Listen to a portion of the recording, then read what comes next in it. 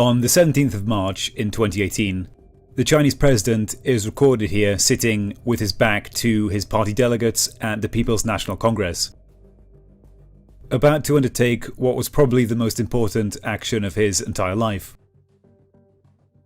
The red paper that he puts inside of this box is him voting to make himself China's first president for life. And I have to say, this is one of the few times that I've ever seen him looking genuinely happy. His vote is then followed by thousands of others, totaling at just over 3,000, with only 2 against and 4 abstentions. And with this, Xi Jinping takes total control of the Chinese government, for as long as he wants, at a congressional session where most had been expecting him to announce his successor. At the same Congress, Xi announces that China's development offers other countries a model for nations that want to speed up their development, and that it's time for China to take center stage in the world and make a greater contribution to humankind.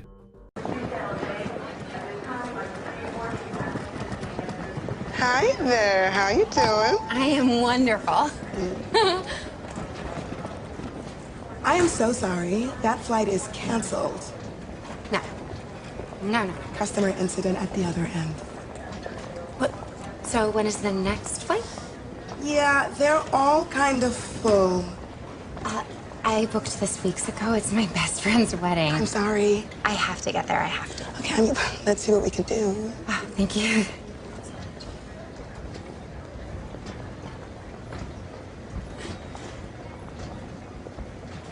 I see there's one standby seat on another plane leaving tonight. Oh, okay. That's reserved for members of our Prime Flight program. You gotta be a 4.2 or over to qualify. Oh, I'm a 4.2. I'm afraid you're actually a 4.183. Oh.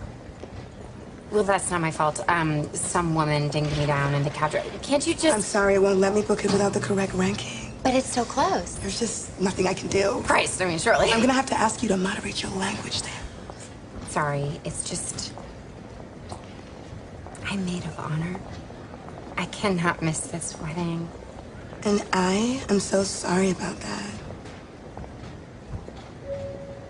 Can you call the supervisor? I cannot do that. Can you just call the supervisor? I cannot do that. Call the fucking supervisor. Okay, that's profanity. We're zero tolerance on profanity. I'm sorry, it's just... Yeah, I have to serve the next customer. No.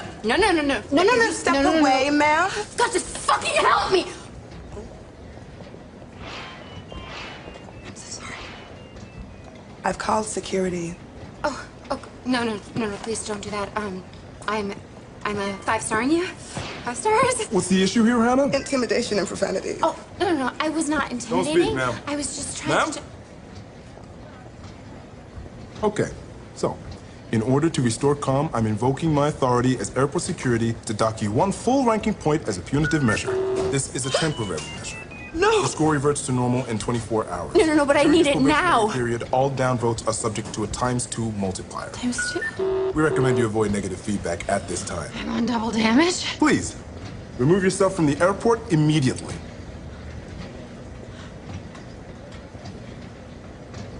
Imagine a society where everything you do, everything you say, and everything you buy is controlled and evaluated by the authorities. It's not science fiction. In China, it's a reality. From now on, citizens' lives are rated and assessed. This is what the Chinese Communist Party calls social credit. Here's our chart of excellence models. I'm the second one. In Fulushan, the villagers have been rated for a year. There are good citizens who contribute to the community, and bad ones, those who, for example, leave their trash out. Chong Kejong is featured on the Wall of Honor because of his exemplary behavior. It's because I help to keep the village clean. I also help people improve our environment, and I help people become wealthier. I'm proud, but it's also a lot of pressure, because when you're on this wall, you always want to be better. The social credit rating system began testing 5 years ago in approximately 30 Chinese cities. It will be rolled out across the entire country by 2020. Good citizens will benefit from discounts on their bills and will be able to get bank loans more easily. Bad citizens will be banned from buying train or plane tickets. For the Communist Party, this system is a way to punish and exclude those they judge to be disturbing the harmony of Chinese society. By using the mechanism of social credit, we'll be able to establish a blacklist of people and create a system of punishment that will be based on a scientific theory. These punishments will serve as a whip to rebuild moral values. Our society needs it. This morning, Simon Phoenix escaped from this cryo facility. We've had 11 murder-death kills so far. You see, we have become a society of peace, loving, and understanding, and we are, quite frankly, not equipped to deal with this situation. There have been no deaths of unnatural causes in San Angeles in the last 16 years.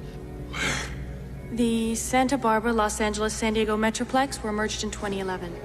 You are in the center of what used to be Los Angeles. That's great. I'll give you a Marlboro. Yes, of course, right away. What's a Marlboro? Just a cigarette, any cigarette. Smoking is not good for you, and has been deemed that anything not good for you is bad, hence illegal. Alcohol, caffeine, contact sports, meat. Are you shitting me? John Spartan, you are fined 1 credit for a violation of the verbal morality statute.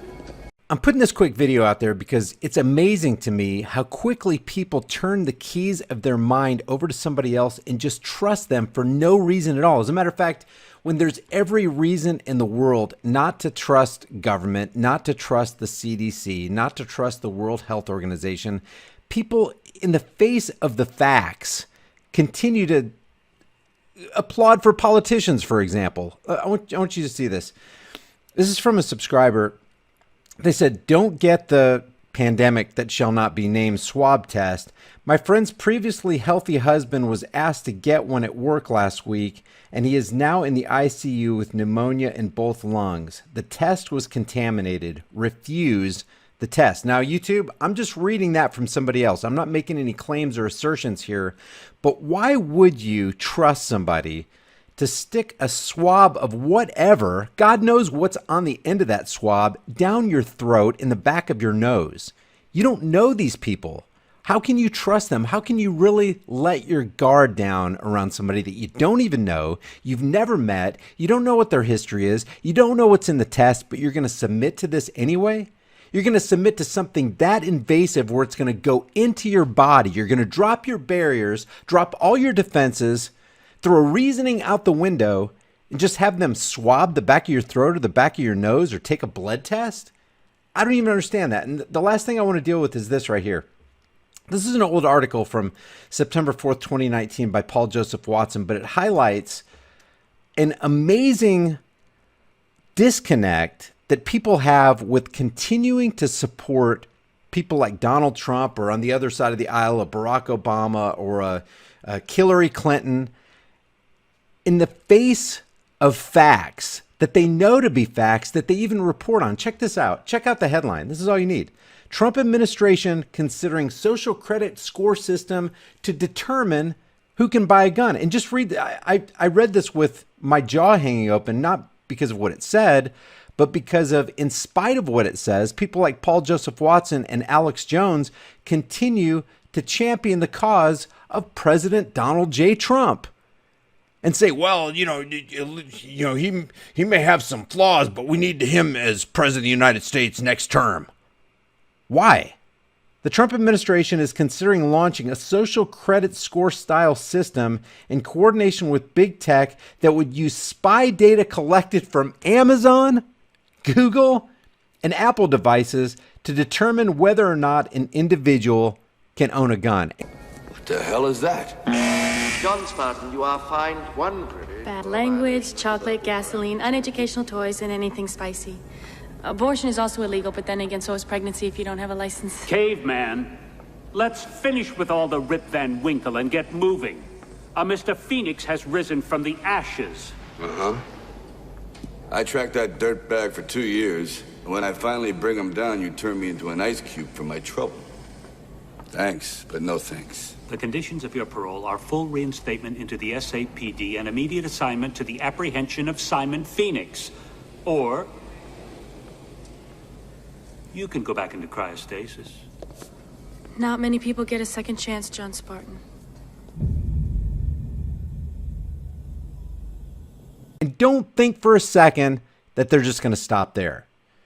The proposal is part of an initiative to create a Health Advanced Research Projects Agency, or HARPA, which would be located inside the Health and Human Services Department. The new agency would have a separate budget, and the president would be responsible for appointing its director. A separate budget. This means that the tax cattle will continue again to pay for another program that's going to take away even more of their rights. HARPA would employ, quote, breakthrough technologies with high specificity and sensitivity for early diagnosis of neuropsychiatric violence, including Apple Watches, Amazon Echo, and Google Home. But look at this. In other words, and this is Paul Joseph Watson talking about this, we have to call this out, guys. You would never stand for this if an Obama or a Bush or a Hillary tried to implement this on the land. You wouldn't stand for it. In other words, data collected from devices that spy on private conversations and closely monitor user behavior would be used to strip Americans of their fundamental rights. This guy says, though the proposal is startling as a voluntary data collection scheme allegedly aimed at finding warning signs of mental illness, we all know so-called voluntary government programs often become mandatory at the drop of a hat. And it says, according to the Washington Compost Pile, Trump has reacted very positively to the idea. White House considers new projects seeking links between mental health and violent behavior. And then Paul Joseph Watson continues, the full scope of the program is chilling and would provide big tech with an easy excuse to formally impose the total neurosurveillance of citizens via their smartphone and home assistant devices, something that has already been occurring surreptitiously for years. And then he says, one wonders if Trump has any idea of the slippery slope this would entail. There's another, like, giving an excuse, giving an out for Trump. You know what? He's so smart, he can play 5D underwater triple backgammon chess blindfolded, but he just can't figure out that this is a multi-level surveillance system that it's going to infringe on and take away the rights of Americans while it claims to be protecting and serving them. One wonders if Trump has any idea of the slippery slope this would entail, or whether he was sold on the idea because Ivanka cried.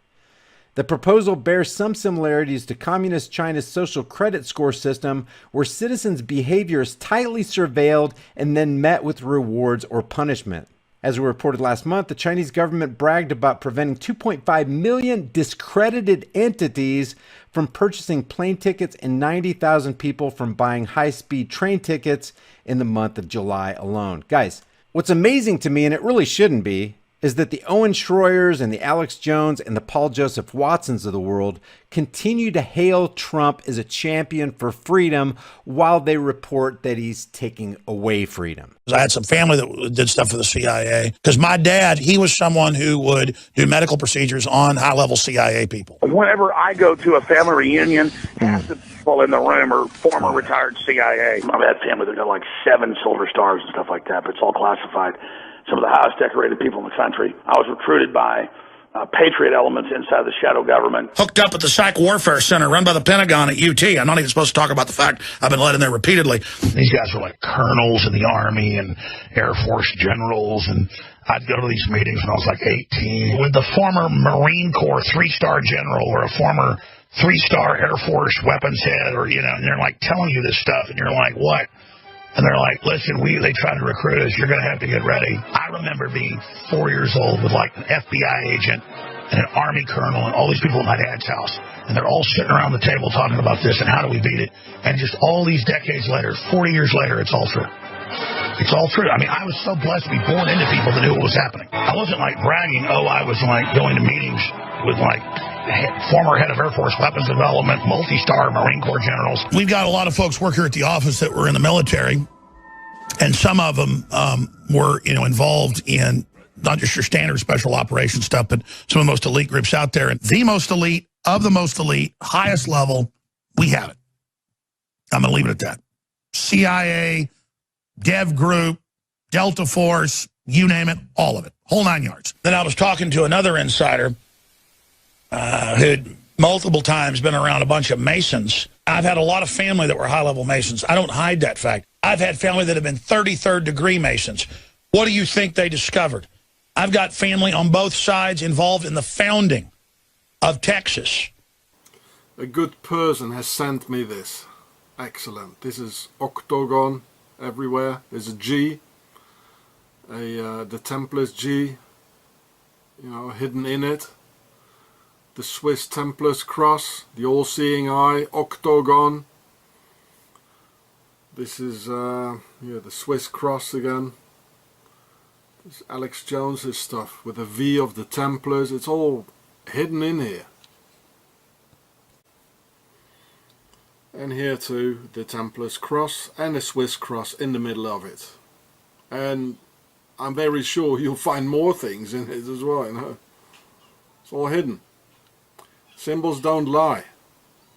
And this guy here who's supposed to know all these things, he's telling us about it. I mean, why is he using it? Eh? It even says, you know, this is quite cynical. Open up your eyes. So cynical. Well, we are opening up our eyes, mate. I want to see a Swiss system. I mean, I wouldn't mind being conquered by Switzerland right now. How would you describe what the circle is to, say, your grandmother? It's the chaos of the web made elegant. Speed round, Paul or John? Early Paul, late John. Mario or Sonic? Early Sonic, late Mario. Needs of the society or needs of the individual? Should be the same. You're most scared of? Unfulfilled potential.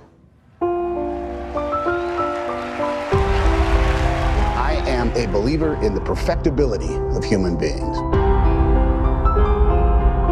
When we are our best selves, the possibilities are endless. At the circle, there isn't a problem that we cannot solve. We can cure any disease, and we can end hunger without secrets, without the hoarding of knowledge and information. We can finally realize our potential. Circlers, do you like to share?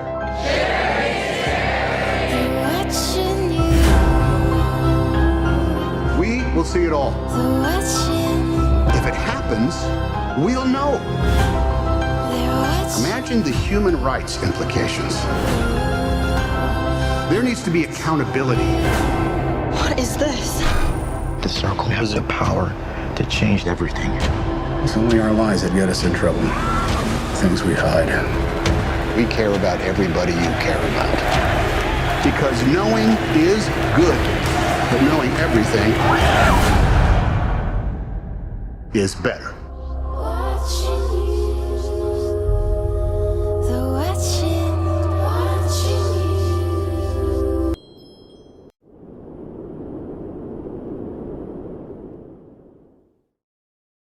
Mao Zedong was the founder of the People's Republic of China. Born in Shaoshan in the Hunan province, Mao trained as a teacher and then began working in the Beijing University Library, where he started reading Marxist literature. He helped to found the Chinese Communist Party in 1921 after the Communist Party was victorious in a civil war against the ruling party, the Kuomintang, and in 1949 Mao founded the People's Republic of China. Mao's reformation of Chinese society started with the government taking state ownership of industry and farming, and any opposition to these plans was met with ruthless law enforcement using any action Mao considered necessary. In 1958, Mao launched the Great Leap Forward scheme, designed to mobilize labor forces and improve production, but the scheme failed and millions died from the famine resulting from Mao's plans. In 1966, to try and improve his public opinion, Mao launched the Cultural Revolution, in an attempt to remove impure elements of society. As a direct result of his actions, 1.5 million people were killed, and much of China's cultural heritage was destroyed. During Mao's reign, it is estimated that 40 to 70 million people died as a result of his policies. Despite this, his economic, technological and cultural policies laid the foundations for modern China and transformed the country into an industrial world power. He is regarded in China as the savior of the Chinese nation.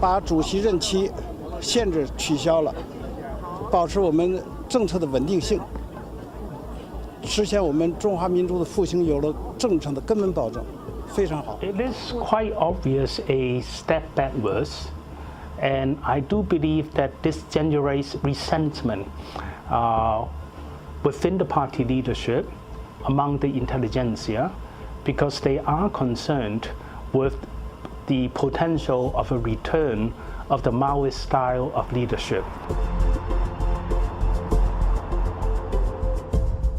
He's now president for life.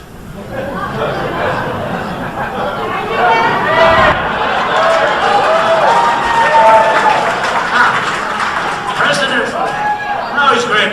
Hey, look, he was able to do that. I think it's great. Maybe we'll have to give that a shot someday. Unless we take additional precautions and gather more information and move cautiously and slowly, that we won't be prepared for a second wave. The head of the Canadian Medical Association says Canada needs more testing, more contact tracing, and more PPE to be ready for the second wave of COVID-19.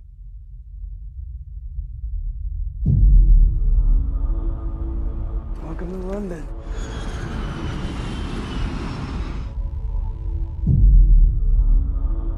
How old are you, Auntie? 12. I think that makes you the youngest person in the entire country.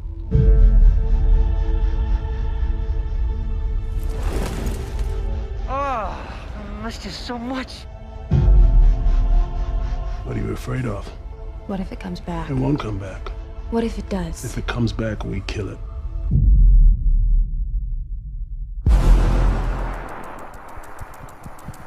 You come into direct contact with the infected?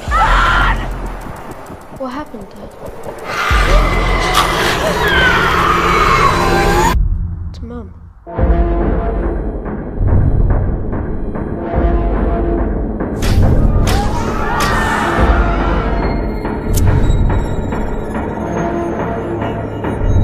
Step 1, kill the infected. Step 2, containment. Containment fails. Step 3, extermination. 21 individuals on the Grand Princess tested positive. Among those positive for coronavirus, 19 crew members and 2 passengers. U.S. Vice President Mike Pence sharing an update Friday after coronavirus tests were airlifted to and from the Grand Princess cruise ship off California. The ocean liner, with more than 3,500 people on board, including hundreds of Canadians, has been barred from returning to its home port in San Francisco after a traveler from its previous trip died of COVID-19. A total of 46 people have been tested so far. We built heaven and made it float. Royalty Cruises. This is General William Sullivan with an emergency message. I'm speaking to you from a CDC clean zone. Outbreak of the deadly Pandora virus is spreading rapidly. Unprecedented threat requires a worldwide quarantine. All ships must remain at sea until further. Humanity must endure. A virus? Stop the ship! What should we do? They're buying it. They're buying it. Chillingly plausible indeed, Joe Morgenstern of the Wall Street Journal. The Wall Street Journal. Wall Street Journal. There is no virus. Excuse me, Cruise Director Prittis. My son has something to tell you. Speak, passenger, son of passenger. It was all a hoax. There's no virus. Leave your thoughts about this for the world and the Google Thought Police in the comments section below, and I'll see you guys in the next heavily censored shadow ban video.